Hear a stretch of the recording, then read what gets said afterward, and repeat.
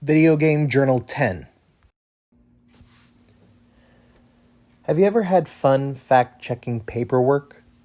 Personally, if I had been asked that question, I would have given an emphatic no. That was before I started playing Papers, Please, in which I have, over the past week, sunk over 10 hours into. It is a game where the player is a citizen of the country of Arstotzka in the year 1982. That has been assigned the job of an immigration officer at the border of Arstotzka. Their job is to check the immigrants' paperwork to make sure that they have everything in order to cross the border.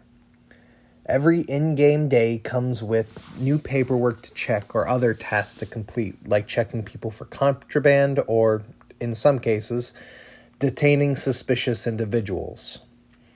It's not a game that makes the player feel powerful like other games, such as God of War or Call of Duty do.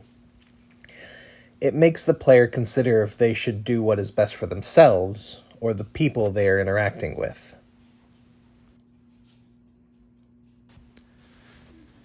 This game was created by Lucas Pope, who had previously worked at Naughty Dog on the Uncharted series. Upon leaving Naughty Dog, he traveled to Japan with his wife to A, be closer to her family, and B, continue working on the games he and his wife have been developing without the influence of the more structured method that big companies use when approaching game development. It was during all of this travel that he noticed the work of immigration officers and passport inspectors, and thought that the tense work that they did could be turned into an interesting game. After developing these mechanics, he had to figure out a backdrop for his game. He drew inspiration from two places: movies and history.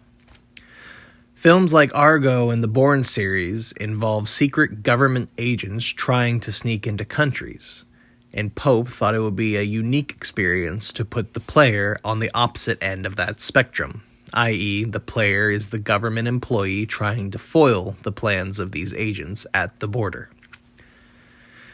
As for where he created the totalitarian country of Arstotzka, and more specifically its border, he looked to the post-World War II Germany and the Berlin Wall and the conflict between East and West Germany.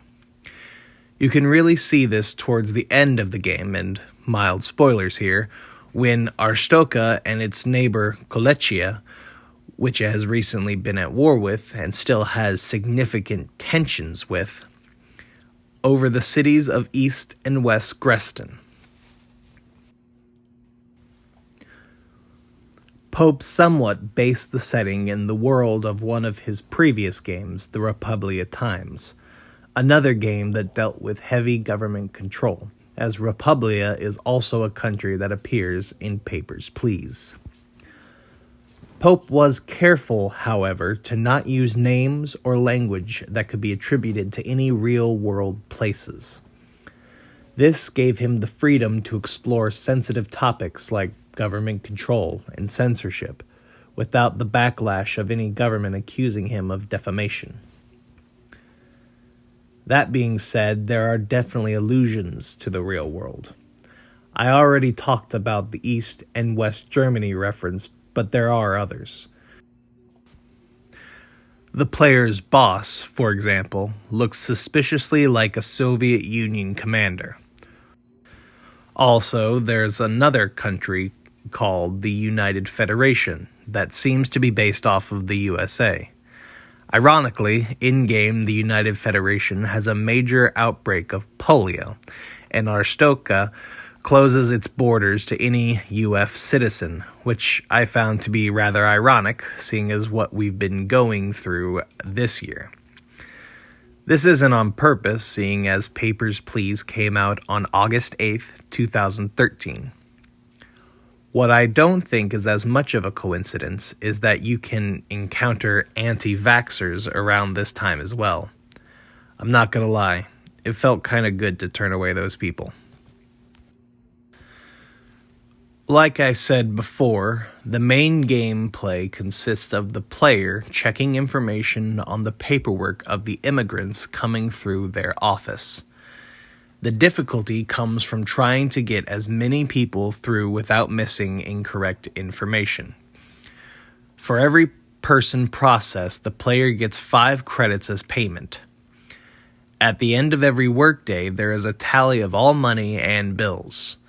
The player has a family consisting of a wife, son, uncle, and mother-in-law that they must provide for.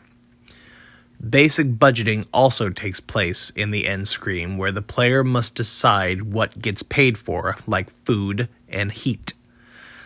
The family can get sick if their needs aren't met, and then the player will also have to pay for medicine. Of course, if the player chooses not to pay for these, or can't, their family can die. This is the biggest motivator for working efficiently. However, working faster inevitably can lead to slip-ups when processing people. I got to the point where I could get through 11 people on average. This usually kept me with enough cash to where my family never got sick, so I could play around with the various scenarios to try and find the different endings. There are a total of 20 endings in the game, and as of writing this script, I have completed 3 of them. Back to gameplay. There are 3 outcomes when someone steps into the player's booth. Obviously, if their paperwork is in order, they get the green stamp and go about their day. If they have expired forms or they are missing paperwork, they are given the red stamp and rejected. The 3rd outcome is available if they have contradicting information on their papers.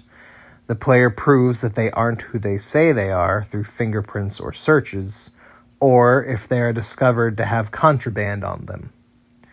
If any of these conditions are met, the player can choose to detain the person, and they will be escorted out of the booth and sent to prison. The game actually incentivizes the player to do this by having one of the guards approach the player at the beginning of one of the work days to tell them that they can earn more money by detaining more people. For every 2 people the player detains after this point, they earn 5 extra credits. This can be a huge boost to the player's income at the end of every couple days. However, the player doesn't have to detain anyone. In fact, the player can let anyone through the gate. Each day, the player can mistakenly allow 2 people who have wrong or missing information through without consequence, with the 3rd and any subsequent mistakes resulting in a 5-credit fine. The game takes advantage of these rules to play on the player's empathy.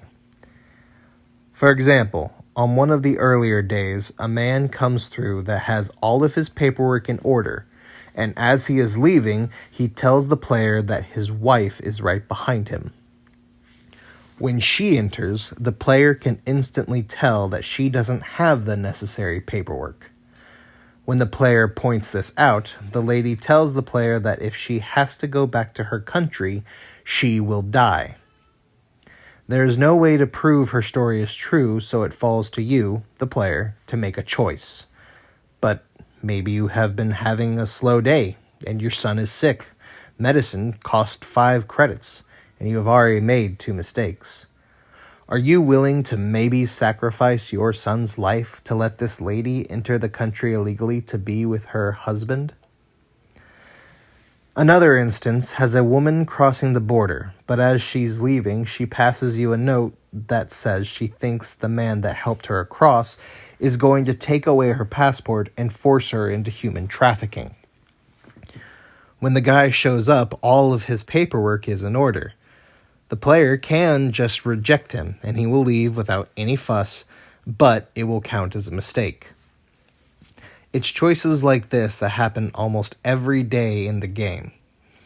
It's situations like this that have led to this game being called an empathy game, and it's unlike anything I've ever played before.